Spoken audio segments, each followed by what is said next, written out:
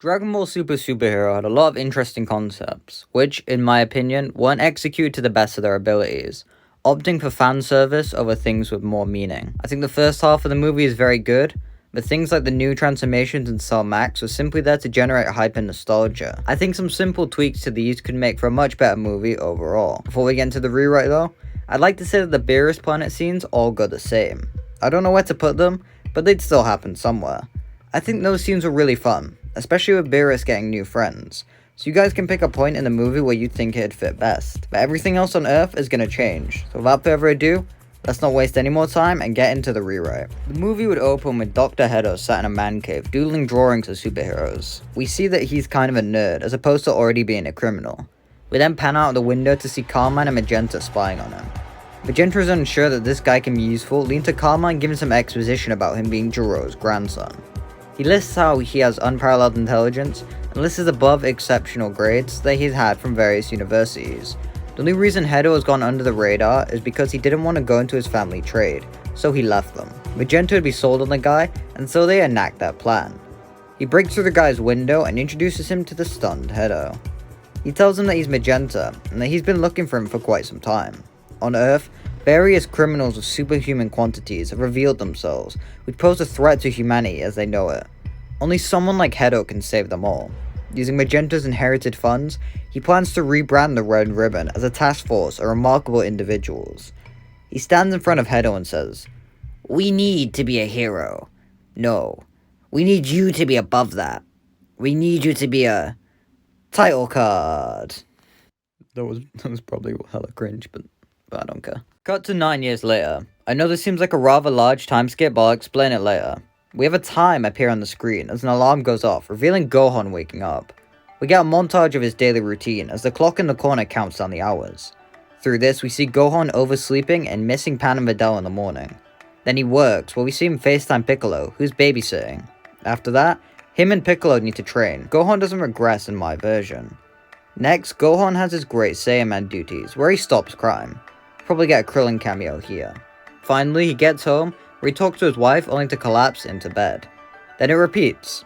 This might sound random, but I'll explain how it ties into his arc later on. We pick up with Piccolo in his new house. He's reading a book and chilling when Pan shows up, greeting her uncle. He acts a bit shocked that she's here again, but he's glad to see her nonetheless. She asks him what he's reading, and he tells her that it's the Namekian Book of Legends. Normally no one is allowed it, but since he was once Nail, they were okay to let him have a copy, so she asks him to read it out to her. Piccolo would read from the pages on. A Namekian god is a rare being, one who has only been sighted twice in all of existence. They are born when a Namekian has a complete understanding of who they really are, as well as their role in the universe. Unlike most races, their true strength comes from wisdom. Pan cuts him off, calling the story boring. Piccolo asks if she doesn't like books, and she says yeah, asking Piccolo to train. He smiles. We then cut to Piccolo and Gohan in the middle of their spar. The Namekian tells Gohan that she's the polar opposite of Gohan at that age. This makes him smile, but he comments that he didn't know she didn't like books. He just bought her one for her birthday. Piccolo uses this opportunity of doubt to get a good hit on Gohan. As he holds his face sat on the ground, Piccolo tells him it's time to get serious. So Gohan stands up, beginning to charge up. We see a flash of a white aura before an alarm goes off, which makes Gohan begin to freak out, declaring that he lost track of time. He has to go. He then flies away, waving goodbye to Piccolo. If these scenes weren't clear enough, Gohan's arc in this movie is going to be about making time for his family over his duty. He has the power to help people, and has found a balance between training and working, but all his different aspects of life keep piling up, which makes it hard to hang out with Videl and Pan. Great Saiyaman will be stood on a rooftop overlooking the city when a bank robbery takes place. The criminals are getting their car when Saiyaman lands in front of them. He tells them to stop for the sake of justice as he begins doing his various poses. Because of this, he's distracted and allows them to drive off. Nonchalantly, he flies side by side with the car, asking them to please pull over. In order to distract them, they begin firing bullets at pedestrians, which makes Saiyaman have to easily move people out of the way. He then turns the corner to see their car get landed on by an unfamiliar figure dressed in superhero attire. The figure does a bunch of hero poses as he talks about justice before flying away. That leaves Saiyaman dumbfounded. Who was that? Later on, Saiyaman would be approached on the rooftop by a figure who introduces himself as Gamma 2. He's an android who is built watching Saiyaman clips, so he is a huge fan. This is why Gamma 2 is just as camp as Saiyaman is. He tells Saiyaman that he belongs to a hero organization, and they'd be honored if he joined them. This has Gohan relieved a little bit. The idea of a hero team would take a lot of weight off his shoulders. Plus, it could be some fun, so he agrees to meet with Gamma tomorrow. Elsewhere, Piccolo would be meditating with us, hearing his inner monologue. He'd be asking himself what it means to have an understanding of oneself. He then quickly opens his eyes and avoids a laser beam. He looks up to see Gamma 1 stood above him. This fight can go the same as the one with Gamma 2 in the original movie. Specifically, I want the references to Demon King Piccolo and Piccolo being Kami to both be in there. It'll be important later on. Also, Gamma 1 should have a hero persona, but he shouldn't be all like his brother. He should be a lot straightforward and serious. This is to make the characters more distinct. Piccolo would visit the lookout to look for any sightings of the Red Ribbon, but would be unable to. While he recognizes that this is important, he decides not to bother anyone with it until tomorrow. This would be the extent to Piccolo's investigation. No weird upgrade to Shenron, no big Bulma butt, and definitely no Shenron upgrade. This was the most contrived thing to happen, and while the transformation sequence to Orange is cool, everything else about it feels too fan-made. It also turns Piccolo into a hulking brute, which is the exact opposite of what he is. During his daily spar with Gohan, Piccolo would tell him about the figure, which Gohan thinks he recognizes. Hearing that Gohan has a meeting with what could be the new Red Ribbon Army, Piccolo tells him he needs to follow up on it. Gohan, of course, agrees. Donning the Saiyaman attire once more, Gohan be flying alongside Gamma 2 as they arrive at the cloaked secret base of the Red Ribbon Army. He then heads inside the main base. Gamma 1 hits his brother over the head for bringing someone else into the fold, and gets ready to attack the stranger, when Hedo tells him not to. He runs over to shake Saiyaman's hand, as he reveals he's a fanboy. This makes Saiyaman smile, as he starts to impose it with Gamma 2 and Hedo. Magenta be confused with what's happening, but they all say his goals align with theirs. They need to take out all criminals.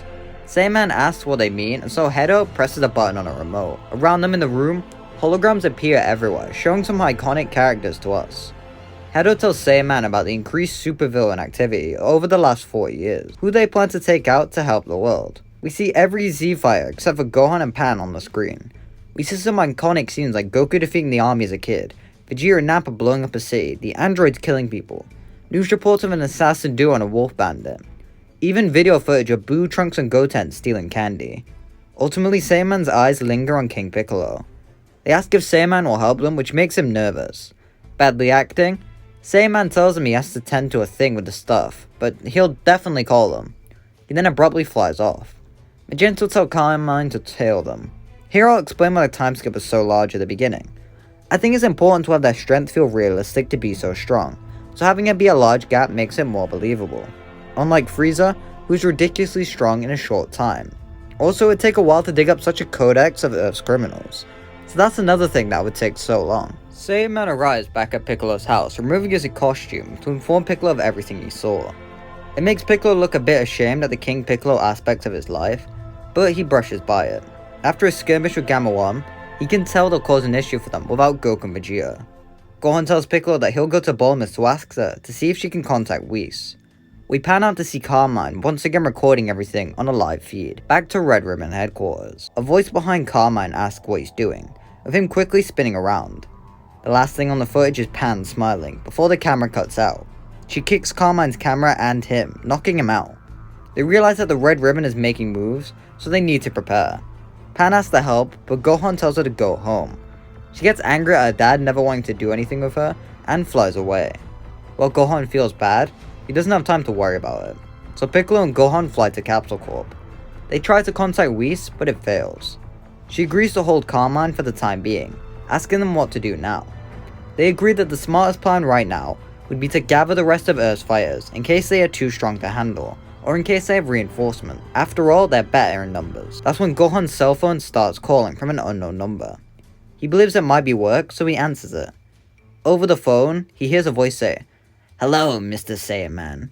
Is now a good time to talk?" It's Magenta. He tells Gohan they should probably make some time for them, because they have something of his. It's then revealed that they have Pan captive in an energy cell, with her in the background shouting to be let go. Immediately, Gohan flies off in rage, wanting to save his daughter. Bulma tells Piccolo they should still find Earth's fighters, but the Namekian has to go with him. He's the only one who knows where the Red Ribbon base is. If he doesn't go now, Gohan will be there alone, so he flies off after him. We get a brief scene of the Gammas talking as they guard Pan's cell. 2 tells his brother that he doesn't feel good about this. He knows Saiyaman was a villain, but this still feels wrong. They need to help people, not kidnap kids. Gamma wanted to place a hand on his brother's shoulder to reassure him. Sometimes heroes need to do the bad stuff in order for there to be good stuff. It doesn't make them any less good. Pan would be watching all this and smiles, telling them that they're pretty good guys. Before they can question her though, an alarm goes off. Like in the movie, Gohan would show up and lands in the rain, with Piccolo right behind him, looking really cool. A fight would then take place between the Gammas and the duo. Piccolo would fight Gamma 1. Here we get the Gamma talking about how he'll be the one to stop the Demon King. Any day now he'll attempt to take over Earth again, but he won't let him. Piccolo tells him to shut up, that wasn't even him. Gamma doesn't buy it, so Piccolo would be forced to fight him anyway. Despite Gamma being stronger than him, Piccolo demonstrates his strategic side. He outmaneuvers Gamma, using things like Hellzone Grenade to overpower him. Ultimately, Gamma is left at Piccolo's mercy, with Piccolo deciding to spare him. He tells him that once more, he isn't that person anymore. Literally. Gamma 1 is forced to understand and ultimately concede that maybe he might be on the wrong side. Meanwhile, Gohan would be fighting Gamma 2, unveiling his ultimate form. Through this fight, Gamma 2 would accuse Gohan of deceiving him. He was a villain all along. Gohan would clearly be dominating the fight, but it's clear that he's purposely trying not to do any more damage than he has to. He tells the Gamma to look at himself. He just stole an innocent kid to lure people in to kill them. Does he even know what the Red Ribbon represents? It represents an army that wanted to rule Earth more than once. They're probably doing it now, wanting to eliminate anyone who could stand in their way. Gamma 2 would struggle with the truth as he begins to question himself.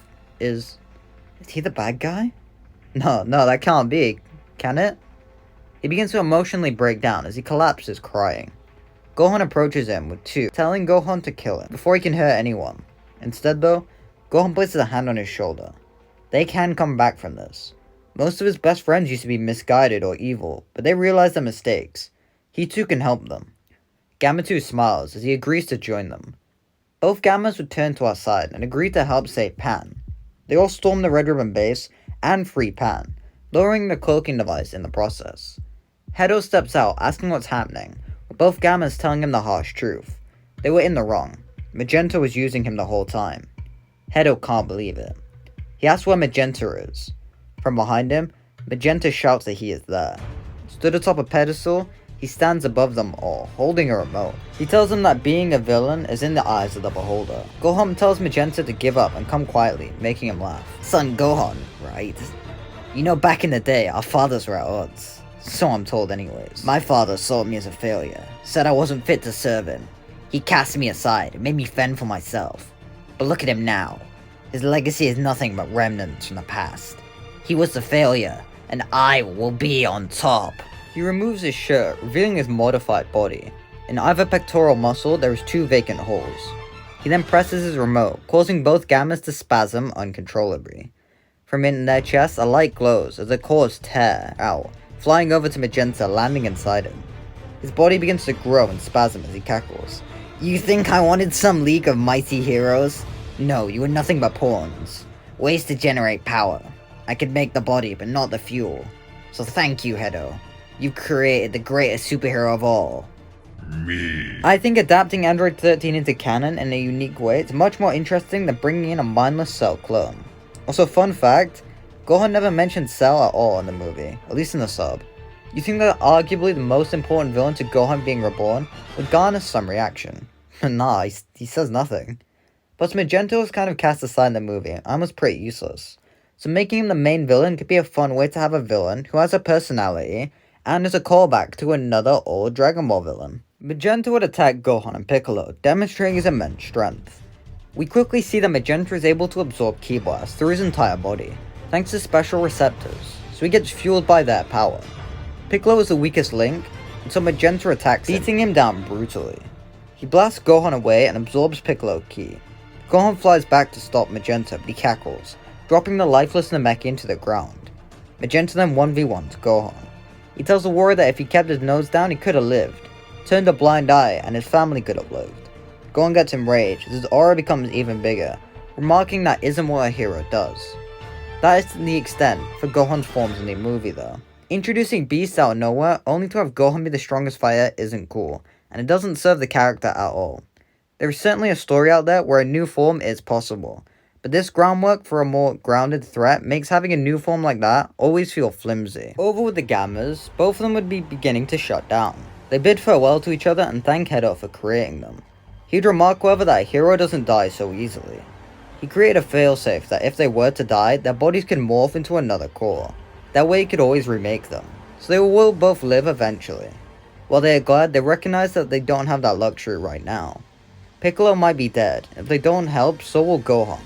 So Gamma 1 opts to become his brother's core. He was always the hero between them, so carry on that legacy. Gamma 2 tries to argue, but it's too late. His brother glows and its body morphs, becoming another core.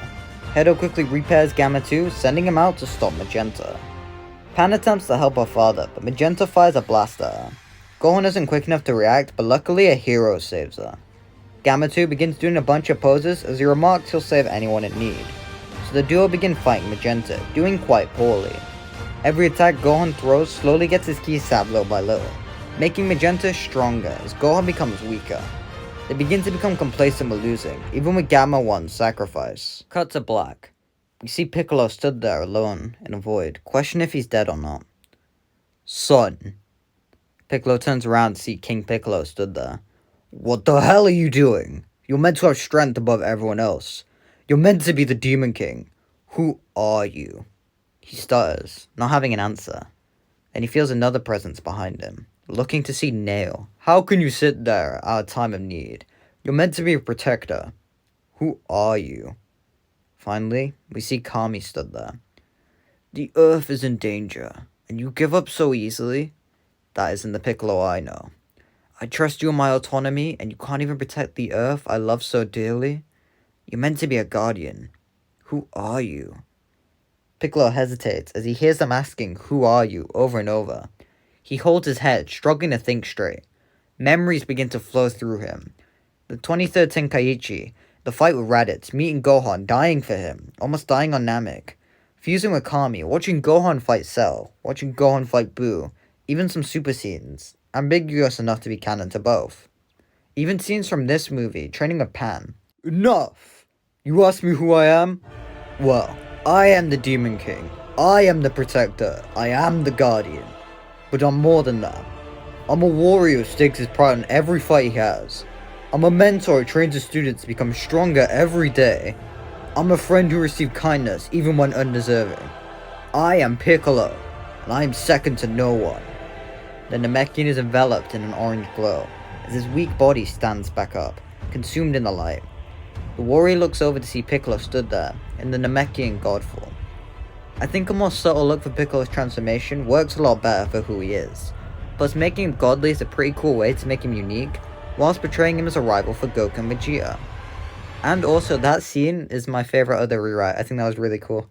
That's why I was trying to set up King Piccolo and Kami earlier, and that's why I had him reference Nail. Piccolo would rush at Magenta, beginning to 1v1 him. We see Piccolo unveil some new techniques. Magenta tries to absorb them, but it doesn't work, with Gohan commenting how this looks a lot like magic. It's evident that Magenta is physically more stronger than Piccolo, but through his new techniques he's able to avoid any substantial blows, while stealing his own powerful attacks. Out of rage and desperation, Magenta declares that he will not lose. His body begins to grow rapidly as he screams in rage. Hedo explains this phenomenon as Magenta trying to channel all his power at once, meaning his body needs to adapt rapidly to keep up. Now humongous, Magenta would begin attacking the fighters. Piccolo uses his magic to teleport Gohan, Pan, and Gamma 2 out of the way of the attacks. We could also see an improved regenerative factor during this time. Ultimately though, they don't exactly have an opening to get a meaningful attack in. That's when the fighting stops, as a loud "Yo!" can be heard. They all look up to see Bulma's jet overhead. You wanted to gather up the gang, right? Took a while to find them all. For God's sakes, 10, get a cell phone. But after the cloaking went down, we came straight here. From out the jet, we see the Z-Fighters all jump out. Gota and Trunks, Krillin, 18 and 17, Yamcha, Tenshinhan, Majin Buu, who's asleep. Even Videl is there. The cavalry have arrived.